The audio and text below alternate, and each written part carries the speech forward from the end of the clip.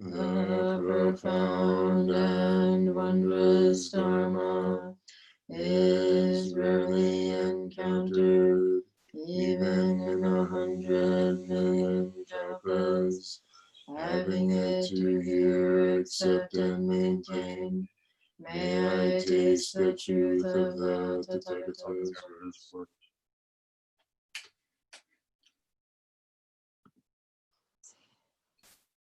Good morning.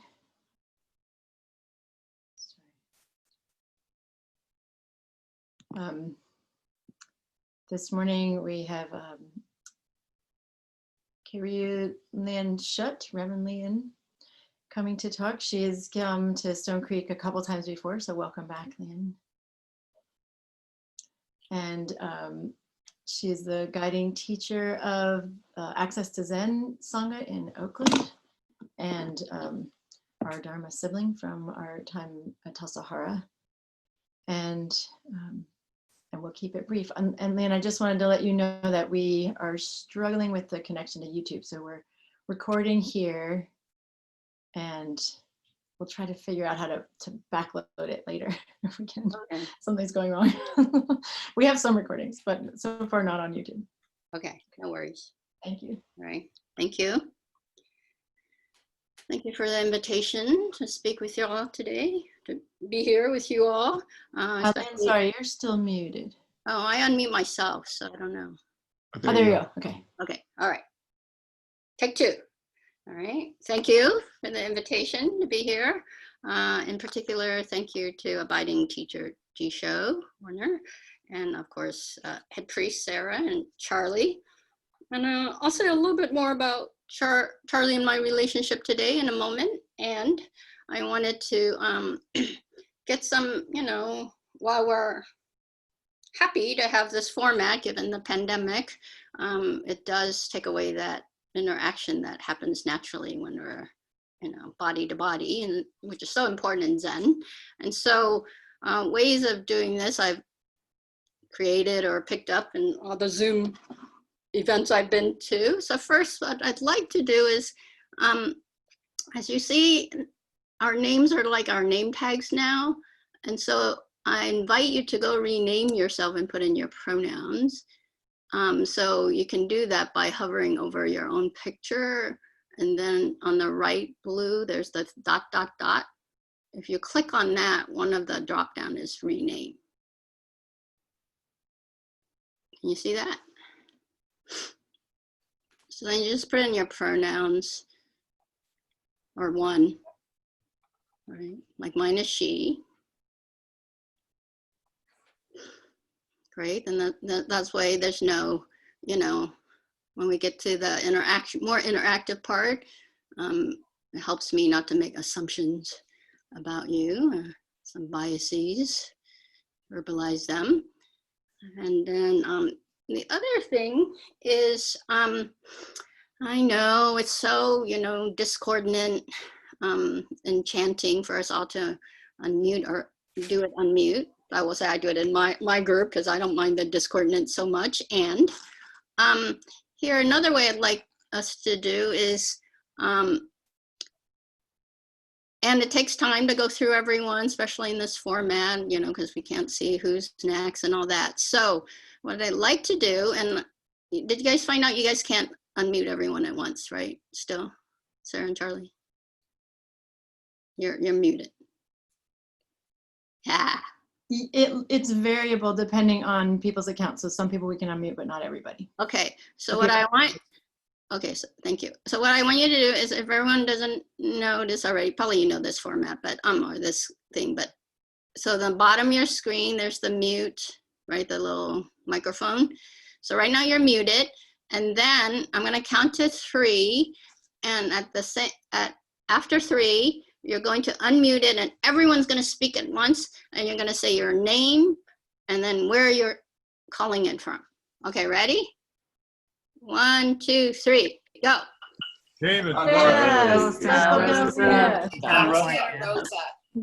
All right. Wait. Oops, I muted myself again, so used to it. Okay. Now we're going to up the ante. Now you hover over in the middle of the screen on the bottom there in the chat. Okay, everyone hit the chat and a box is gonna open up. Now, right now it probably has a blue box that says everyone, and that's what I want. If not, you go find that and follow my instruction. I know you're Zen people, so you're really good at following instructions. So do this with me. Type 2 to 3 words that describe, okay, do not press send until I tell you to though, that's the key, okay? So write 2 to 3 words how you're feeling today. Just 2 to 3, folks, good Zen students. And I'm slow, so I'm gonna do it. That's the way they'll help me. Do not press enter or send yet. If you press enter or return, it will send it. Do not do it yet. What else am I? No, that's good. And everyone is muted though. Are we muted? Oh Yes. shit, I did it. See, I did it. Look at me. I told you not to push send and I did it. Mistakes will happen. Luckily I have scared on there already. And I can't spell, so I'm just gonna leave mine for now. All right, ready? Same thing. I'm gonna take my box off. I'm gonna count to 3. In fact, I'll do it with my fingers too. And then after 3, everyone push send, and then, oh, I need to go to my chat, and that way I'll see some. Okay, ready? 1, 2, 3. Oh, 1, 2, 3. Yeah, okay. Great. So now I just, you know, say a few, and this way, it's a way of bringing you into the room, right? So I'll just say, scared, ready, warm, okay, restful, privileged, hopeful, sad, wholesome. I'm just jumping around. Hopeful, unsettled, grateful, good, engaged, nauseous, tired, sleepy, apprehensive, achy, full, happy, anxious, peaceful, alive, loving the weather. Oh, that's 3 words. That's good. Stress, okay, bearing up. All right. Okay, now you get to relax and I get to do all the hard work. All right. All right, so again, thank you for the invitation. And in particular, I would say I want to thank Charlie for moving back so that I can speak today. I will say that, was it early in the week or late last week, I was invited to give a talk at Stone Creek and, you know, and said the available dates are later in July and into the rest of the year. And I myself had was scheduled to speak this last Thursday at the East Bay Meditation Center POC group. And that was determined a while back. And then the coordinators had asked me earlier in the week, like, what topic am I gonna do, especially given all the protests going on. And remember, this is a POC group. So I said, yes, my topic would change, and I was happy to move back to give a Black identified teacher a chance, given the conditions. And I thought that was a great idea, and there was some possible of co-teaching, and you know, then I just said, go for it. The Black identified teacher that took it on. And so when I was invited, I just said I could do it later in July, and since Sarah and Charlie and I have been talking a lot about different ways of working with race in particular, I said, and have you thought about this, you know? So Charlie was scheduled to speak today, and he has graciously offered to move back on this. So thank you. And so this is part of amplifying Black and people of color voices. And of course, I didn't make that up. That has been going on since these recent Black Lives Matter protests. And of course, I'm not Black, and that speaks a lot. And, you know, and I'm one of the, I was thinking in my lineage, I remember when I got Dharma transmitted, I remember thinking, oh, I'm only the 4th teacher of color to get the brown robes in this specific lineage, not from Dogen, right? But, and today wanting to say that because I think it's like a systemic reality of this lineage. And then for the life of me, I know the first one, you know, Bill Kwong, and one of them is Riamon Gutier Baldequin, but I couldn't remember who comes before me.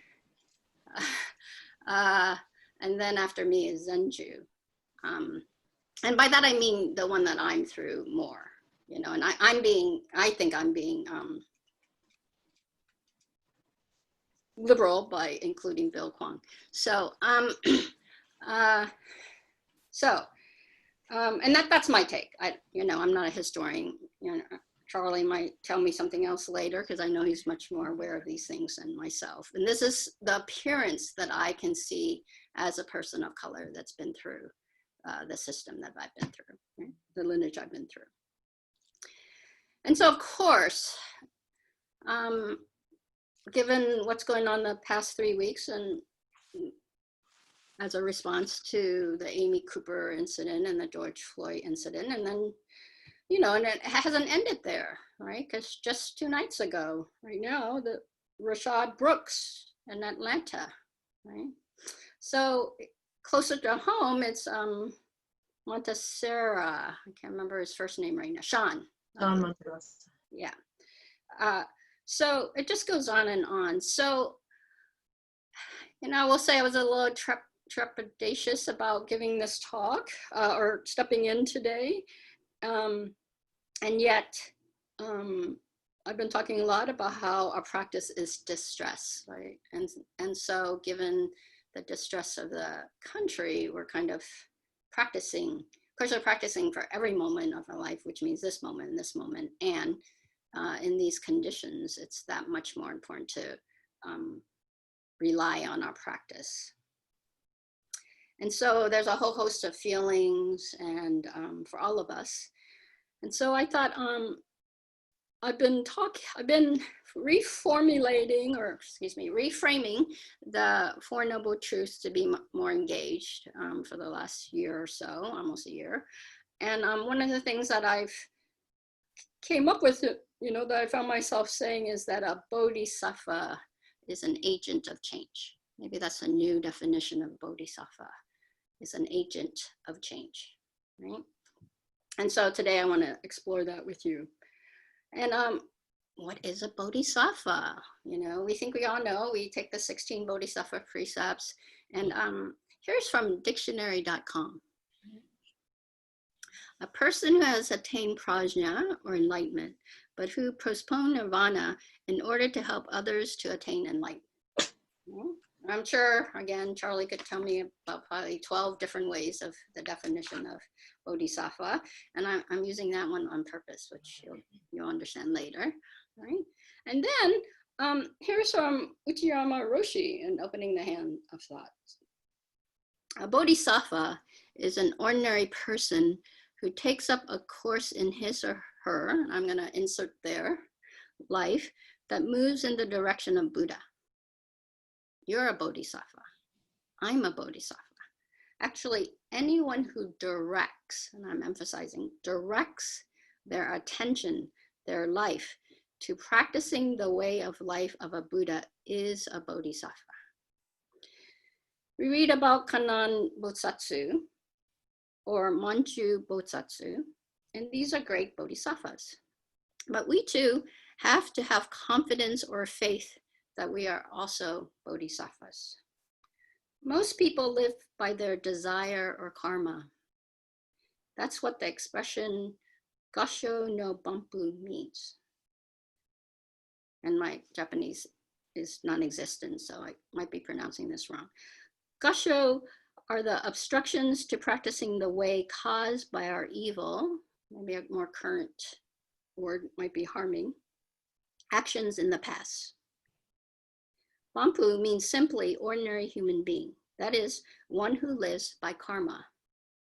Our actions are dictated by our karma. We are born into this world with our desires and may live our lives just by reacting or responding to them. In contrast is Gansho no Bosatsu, or a bodhisattva who lives by vow. A life that flows through, the life that flows through each of us and through everything around us is actually all connected. To say that, of course, means that who I really am cannot be separated from all the things that surround me. Or, to put it another way, all sentient beings have their existence and live within my life. So needless to say, that includes even the fate of all mankind. That is, I'm going to say people kind, that too lies within me. Therefore, just how people kind might truly live out its life becomes what I aim at as my direction. This aiming or living while moving in a certain direction is what is meant by vow. In other words, it is the motivation for living that is different for a bodhisattva. Ordinary people live thinking only about their own personal, narrow circumstances connected with their desires. In contrast to that, a bodhisattva, though undeniably still an ordinary human being like everyone else, lives by vow. Because of that, the significance of his or her or their life is not the same. For us, as bodhisattvas, all aspects of life, including the fate of humanity itself, live within us. It is with this in mind that we work to discover and manifest the most vital and alive posture that we can take in living out our life. You know, that was long, and I kept trying to cut it smaller because I have a lot to say today, but it just seems so important. And of course, again, as I said, we take the 16 Bodhisattva precepts, and it's actually considered the highest of the precepts. You know, when I was in Vietnam practicing with the nuns in the Zen lineage in Vietnam, I had my black robes then, and it's 7 panels, you know, and they mostly just wear their 5 panels. And yet the year that you're ordained is the seniority, right? So when it came, well, at first I didn't intend to stay so long. I stayed 6 months. So I just had my rakusu when I came, and it's 5 panel, right? So then a friend came to visit, and they brought my, you know, okesa. And so then I put it on, you know, not thinking anything about it. And then someone saw it and was like, oh, she has 7 panels on, and we are wearing our 5, which means she is higher up than us. So, you know, and I was like in the middle of 100 nuns for that rain retreat, or that ongo, right? So I was in the middle, and in the service there, we would shift. And then everyone knows when you go in, you introduce your name, and then they always say, when are you ordained? Because that determines your seniority. And then when there was ever so we'd face the front in rows, and then we'd shift to the side, and then we shift back. And in that time, you all like shift in seniority, right? And I never knew, and I just, you know, hands would just push me around. But once they saw that I had a 7 panel, they were like, because that means you would stand at the front. In fact, you're wearing a robe higher up than the vice abbess, right? Because the abbess was taking care of the master at the time, so she was in there very often. And anyway, short version is, you know, they don't wear their 7 or their 9, and the short version was finally, after much discussion, and I was always like, I don't know, just put me wherever you think, I don't know, you know. But they really revealed to me that part of the reason that was all that is that while on a certain level, they didn't count us as full monastics because we only take 16 bodhisattva vows. They actually the highest ones that they take, right? At 500 and something that they take, right? So this is obviously really important, right? So last time I was at your place in December, I talked about the Bodhisattva 4 methods of guidance. So I thought, okay, well, how is a Bodhisattva an agent of change? So I'm going to talk about those again. Remember, that was the card thing that I did. I'm going to talk about them again in a different way in relation to how I think we can be agents of change right now in the time in which the world really is asking for change. And to remind you, those 4 methods are, and Dogen, of course, framed them as the Bodhisattva 4 methods of guidance, probably based on the collection of long discourses in there. It's called the 4 Bases of Social Harmony, right? Which I think also resonates in these times. So those are giving, or dana, kind speech, beneficial action, and identity action. So first, giving, right?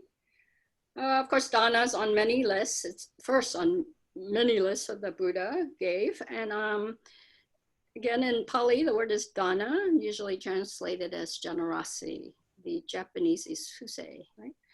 I'm going to start out by telling this story. So last Thursday, I went up to Sonoma with my girlfriend Deb, because she was doing a promo video she was going to tape for a fawn rescue center. And so we got there really early, and you know, there were 2 fawns that had been rescued that were injured. One was a month old and one was a week old. And you know, when we went into the enclosure, you know, everything that you have ever thought about a fawn was true, right? Big ears, bright shining eyes, beautiful dots, right? Their scrawny little legs. At the back legs are like 3 times bigger than those scrawny little front legs, because that explains that they're really great jumpers. Mm-hmm. And I was head of garden at Tassajara, and you know, so, and you know, when I saw them, my hand automatically went to my heart, because it's just such a beautiful sight, and the tenderness of it, right? And in fact, two of them had, 2 other ones had died well, before we were talking about it or knew about it the night before, until we arrived in the morning. So, and then I thought, oh, how cute they are, right? And how fortunate it is that they're here and they're safe, right? And in fact, the 1-month-old was found unconscious in the middle of the road, right? And now probably has some blindness from the injury. So they're being saved, they're being given a chance. So while they're wild animals, right now they need safety, right? To be in this confined space. Right? You know, and in fact, the one of the fawn was just going around the perimeter, right? Looking at us and really hypervigilance, and yet just circling around the perimeter. And I guess they do that almost all their waking hour, just looking for a way out. And then as I was watching them, and we were headed for the Sebastopol protest march on Thursday, which was led by Deb's niece, her Desi Ray Kai, whose grandfather, Tom, I don't know his last name, used to go to your Sangha. And this was her first protest organization. Right? She's a young Black woman at 17, finding her voice. Right? So since I was heading there, I found myself, as I was watching these fawns, making some comparisons. Right? Oh, the fear that the fawn has, the hypervigilance, right? Because it feels unsafe, right? That are coming out today to do the video is like an action. We're like doing an action to protect these kinds of animals that need help, right? And then I caught myself. I was thinking, I should be careful here. We can't make these kind of direct parallels, or I can't make these kind of direct parallels, because it's not the same thing. Black people are not helpless beings. They don't need my saving, right? To go to Black Lives Matter is not to be a savior of the situation, right? Because these protests are not just about individuals, also they're about the systemic issue that's going on. Right, and the reason I'm putting this in giving is, of course, Katagiri Roshi, in his commentary in Returning to Silence, says there are three kinds of giving. Material things, which is easy for most of us to understand, and that's where we usually think when we think about generosity. The Dharma, and then the last two are supposed to be more for monastics or people really practicing to be Bodhisattvas. And these days, of course, it means all of us who practice. So material thing, the Dharma, and then fearlessness. Fearlessness is actually considered the higher thing to give, right? So fearlessness in this instance, right, is not so much about going where it's uncomfortable or we think we're not safe.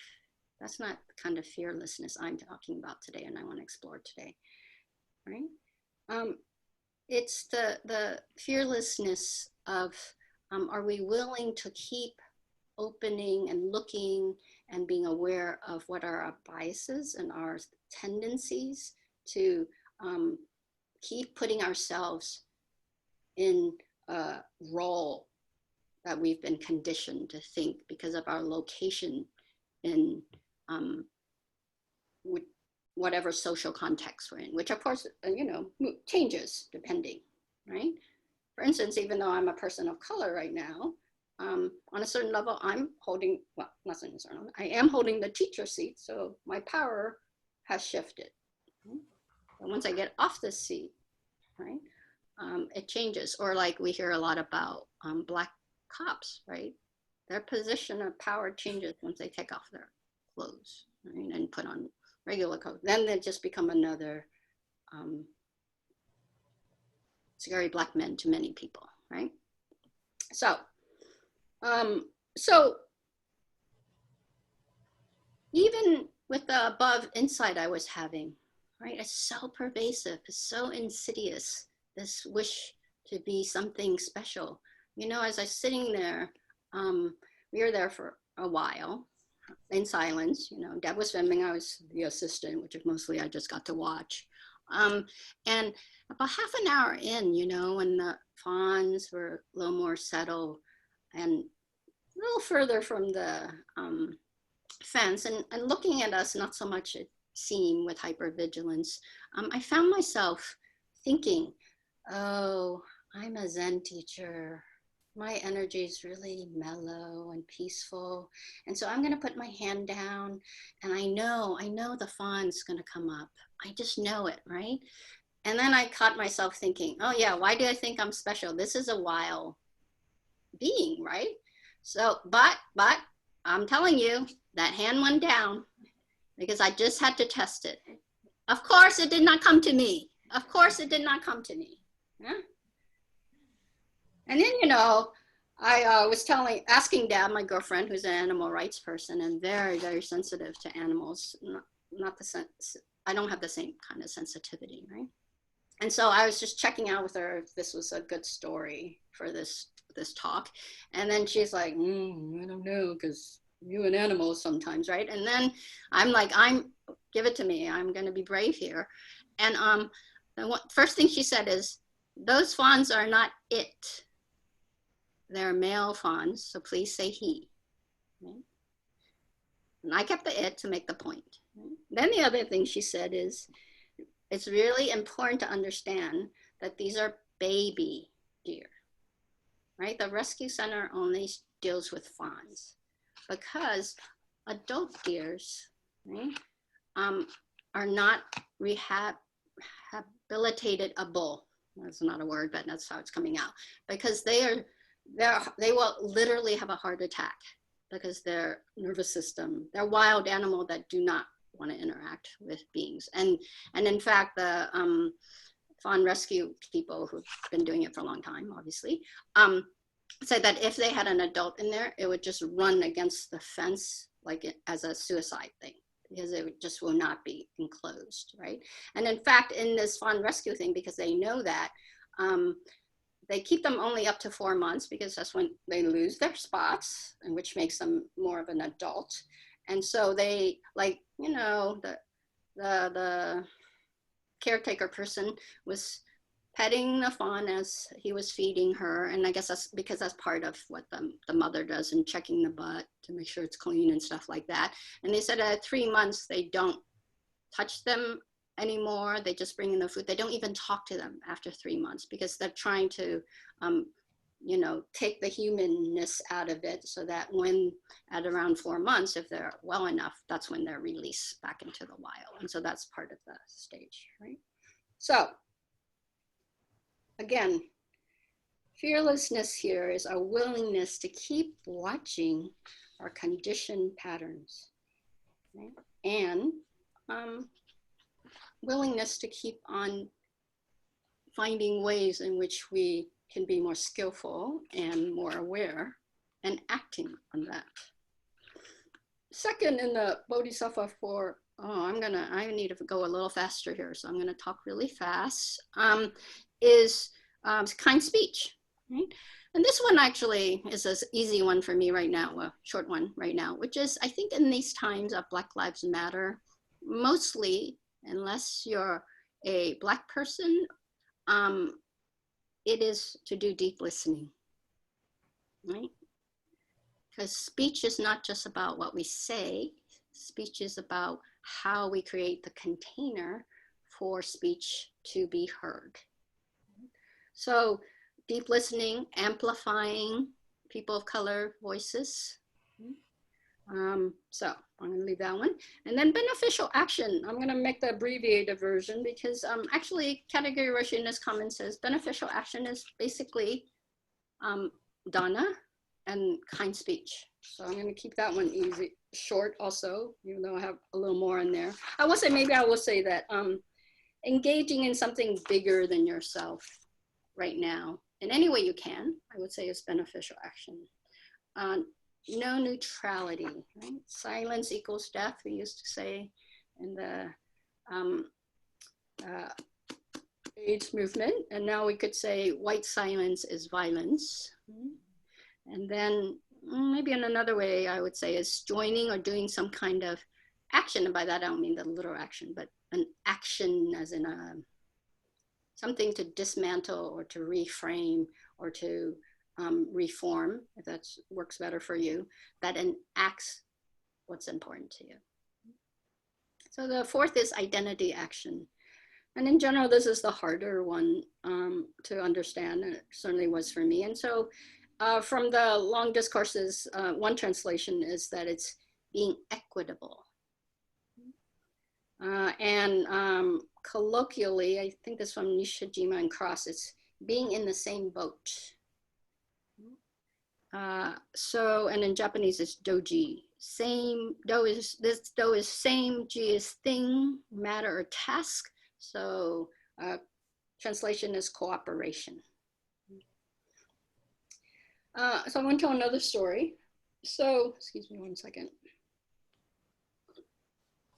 Again, Thursday, we were in downtown Sebastopol, and actually Deb is making a video about Desi, because, you know, she's a young Black woman in a mostly white container, finding her voice, right? And she's generally a very quiet spoken person, literally, like it's hard to hear her. And now she's finding her voice in these protests. So we were there, and Deb was filming, and I became second camera. So, you know, we were running around. And by the way, young people, mostly it was high school students doing it. And I know I saw some of you there, of course, Charlie and Sarah were there. And they run. They don't march like walking. They run, right? They were like fast. And, you know, when you're doing the camera, you're like trying to catch different sections. So we were running that much faster, though we cut the corner and went across this, you know, we went through that thing. So we caught them coming back and stuff for sure, right? So we were, and it was a hot day for us, for me, San Francisco person, right? So afterwards, we were just exhausted, right? So we went to that Whole Foods right by the plaza there, right? And so we went there to get some coconut water and lemonade. And I've never been to that one. So we were standing in line, and it's quite tight, that space up front. There are like 3 checkout line that I could see. And I was the one on the right before, you know, kind of by the exit door. And then there's that other one over there. And I will say it's hard to see, right? So I did go to look at the middle one to see which was anyone there doing checkout, and it was the cash line, but nobody was there, right? And I'm waiting there with other people, right? And so there was a checker, the one by the front door, a checker where by the exit door, kind of, right? And then the middle one's empty. Right? So as I'm waiting, and there's one woman before me, and then myself, and this white man comes walking with his basket, and then he's kind of in the middle, and the checker from the other one says to him, "Go to the customer service," which is the one over by the exit door. So a third checkout that I didn't even know, and the woman who worked there turned, right, and said I could take someone. And the person in front of me had already started to go, was going into the line, so I was next. So I started to go, and yet the guy went right by me, went over there. That woman checker by the exit door made eye contact with me. The young woman getting ready, excuse me, these are all white people. I'm the only person of color that I can see. There were other people in line which I can't see because of the way the shelves are, but as far as my eyes can see, we are all women, and they were all white except for me, except for the white guy. So the woman in the customer service makes eye contact with me. The young woman that's just going into the line to be served turns around, looks at me, makes eye contact. Everyone is silent except for me, and I'm going, mumbling to myself, "Oh, so much for Black Lives Matter," right? Nobody, and then all these eye contact, you know, it's all at the same time, or some, you know, fast. So I see some eye contact, so then I say it louder, "So much for Black Lives Matter," right? And then the woman checker over there makes eye contact with me, and yet nobody says a thing, and the guy goes through checkout. So I will own that you know, in retrospect, at the time I was just pissed off, and when Deb came, I was like, Black Lives Matter, right? And I will say then, retrospect, soon after, I was thinking, oh, all women, except for this one guy, and so our gender, right, conditioning certainly kicked in. Not wanting to make a wave, and as an Asian woman, I know that part of my both cultural conditioning and the whole model minority myth, right? The racism towards Asian people, structural racism toward Asian people is where you know, it's a good thing you guys are nice and quiet, and, you know, just keep your head down and achieve, right? So I internalized that, and I wasn't willing to, besides mumbling loud, right? I wasn't willing to say, "Excuse me, you need to wait," and to make a fuss. So I acknowledge that my part in the thing also. So I want us to be really careful that cooperation is not collusion. Let me just be really clear. So we might all be in the same boat, right? And yet due to karmic effects from our evil harming action in the past, as Uchiyama Roshi would say, it matters significantly where your seat is in the boat, or if you have a spot on the boat at all. Recently, CBS has a news story about how a young Black woman who just graduated from law school wrote Merriam-Webster and said that, you know, she had so many discussions with white people about the definition of racism. And it's because Merriam-Webster definition of racism is this: as a belief that race is the primary determinant of human traits and capacity, and that racial difference produce an inherent superiority of a particular race. That's the only definition. So she wanted a definition that would show the systemic part of it. And so they have. Now, the second definition is divided to express first explicit institutional bias against people because of their race, and second, a broader implicit bias that can also result in a systemic power structure. And the editor at large at Merriam-Webster says, this second definition covers the sense that Ms. Mitchum was seeking, and we will make it wording even more clear in our next release. He said, this is the kind of continuous revision that is part of the work of keeping the dictionary up to date based on rigorous criteria and research we employ in order to describe the language as it is actually used. So where is it that we can reframe, dismantle, reconstruct, right, a world in which, and I think as practitioner, as bodhisattvas, right, those who are committed to the bodhisattva vows, that we be agents of change as part of this,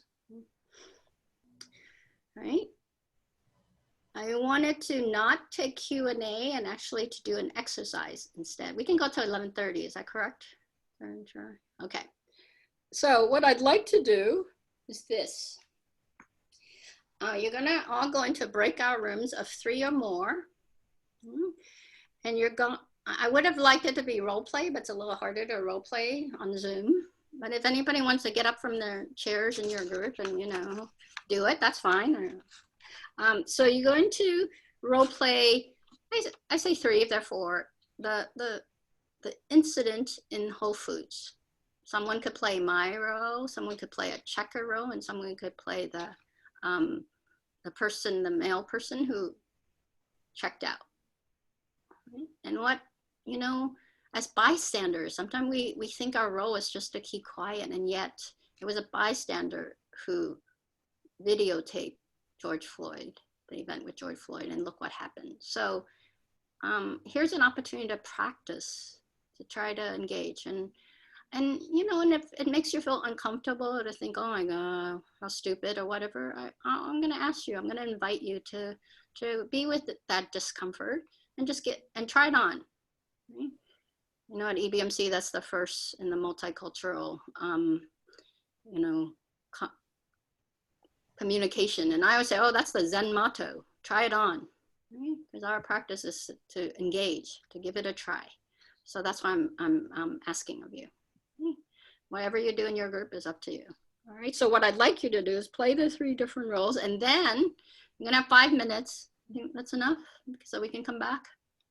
And then if you get done with that, I'd like you to come up with at least one systemic way that could have prevented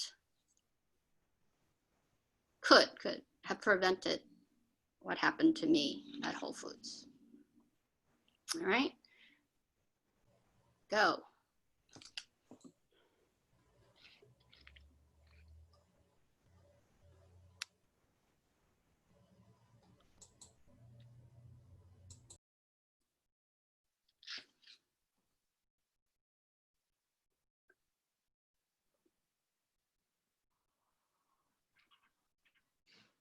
Don't seem to be in little groups yet.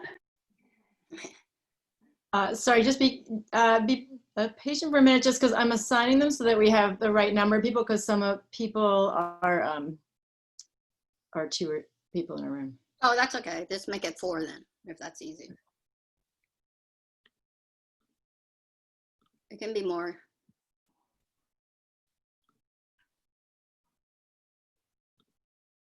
So maybe everyone could write them down what you're doing, so that so you don't go to the group and say, what are we supposed to be doing? Okay. All right, bye. Then Liên, do you want to stay here? Yeah. Okay, and then we'll join this room. How do you think it's going? Should we stay here too? It's up to you guys. How is it to intervene is also something to and I think in these times really important, because what if someone intervened, George Floyd would still be here with us, right? And yeah, this seems like a small thing. I would say, you know, to be perfectly honest, you you know, to me, especially in the convert Buddhism world, which I inhabit, you know, race in America is very much a black and white thing, right? And so being an Asian American, part of our thing is being invisible lives. Right? And so, you know, and right now, it is about anti-Black racism, right? So I'm stepping back too. So, and so with, and just a comment, because I know that it's in the air, right? That this may seem like, oh, such a little thing, right? I myself do not like the word microaggression because it makes it seem like small. By that, I understand, of course, I understand the intention of it, which is it's a very different thing than having a knee on your neck and dying. Yes, yes, yes, I acknowledge that. And, you know, little pricks become big wounds, right? And the intention behind those, right, is the same: hatred, right? Or greed, or ignorance, right? The three poisons, right? So delusion. So it's about the intention, which is considered huge in Buddhism. So it's not, it's the intention that drives the behavior, not so much the behavior itself, of course, the impact, right? So I would say that. And so how does it intervene? And then the other thing, and I took this, where I said, well, as a bystander, what would you do? Of course, I should have said, or I could have said, oh, what if you were that guy? Right? The person in the power position of a situation in my opinion, has the most privilege, and therefore it's the easiest to do something that will make a difference. What if as a person, your vow is to always be aware of yourself in context? If that's the case, then I would be looking around and going, oh, there's a line. Oh, even if someone invites me to go in a different line that is opening just for me, I would say, oh, but there are other people here, right? But it's privilege that said, oh, I'm special. I'm going to put down my hand and the fawn will come, right? It's privilege that creates the opening for me to go ahead onto the boat, forget everyone else, right? Get to the back of the bus. That's the same thing, right? To be in the front of the boat or the bus. In Thailand, because monks are, and as monks, because they're very patriarchal, are raised up. Right? When I practice in Thailand, if a bus is full and a monk needs to go somewhere, people will willingly get off the bus. And the monks get the front seat. And they're monks. And same thing on the little boats, everything. They get education. So this is part of our practice, this lineage of practice. All right. Can I say something? No. I'm wondering, I want to throw out the question. No, you do not to say anything. I'm really sorry. I'm taking my power position. I already said that I'm trying to end. So I'm going to end, and I will end. And we didn't even get to the systemic one, which is the one I really wanted the little discussion about. I hear you, and I'm going to have Holly acknowledge that. As I was saying in the beginning, I want your Sangha to talk about the role play. I had wanted just the discussion to be about what could have been done structurally to prevent that. Because I'm tired. You know, I was in a people of color group. And you know, our thing about patience is, you know, no more overcoming someday. Someday is now, right? So from a people of color view, there's no someday, right? And then part of that teacher's teaching, a Black teacher, on patience, besides no more we shall overcome someday. And the other one is, you know what, as people of color, if someone's not ready for the discussion, we don't have to put ourselves out for the discussion. We can, right? So I'm gonna end with this. This is from Keiryu Roshi in his commentary on the four Bodhisattva methods of guidance. It's the end. Day by day, we have to practice identity action, giving and loving speech, and then there is beneficial action. If we see life as an object separate from us, it is easy for us to create fear and anxiety and confusion. When we see our life, we feel many things. This is called experience. Of course, it is okay, but it is not the total picture of the way to live. We must put it aside and be one with our life. That is all we have to do. This is most important. When we dance, we cannot look at the dance, at the stage, as something separate from us. We must be right in the middle of dancing. At that time, we are one with the dance and are realizing the significance of the dance. Later, when we reflect on the significance of the dance, we are separate from it, but our understanding is the result of dynamic identity action. We are human beings, so we are always thinking in terms of others and us, the leader and the people, Zazen and us, Buddha and ordinary beings. Even though we know Buddha's teaching pretty well, ignorance comes up very quickly in our daily life. So day by day, we have to do our best to practice identity action. Because they are aware of how ignorant everyone is, Bodhisattvas take a vow to practice identity action continually. With a gentle expression, with a kind, compassionate attitude, we have to take care of our life and other people's lives. If we practice identity action, the other three methods of guidance are included. Very naturally, we can practice giving. We can practice loving speech. We can practice beneficial action, and we can really help others. Then we can fulfill our duty in life. Thank you for being here with me. Thank you for the time. Thank you. Four great Bodhisattva vows. Beings are numberless. I vow to free them. Delusions are inexhaustible. I vow to end them. Dharma gates are infinite. I vow to end. The Buddha way is boundless. I vow to realize it.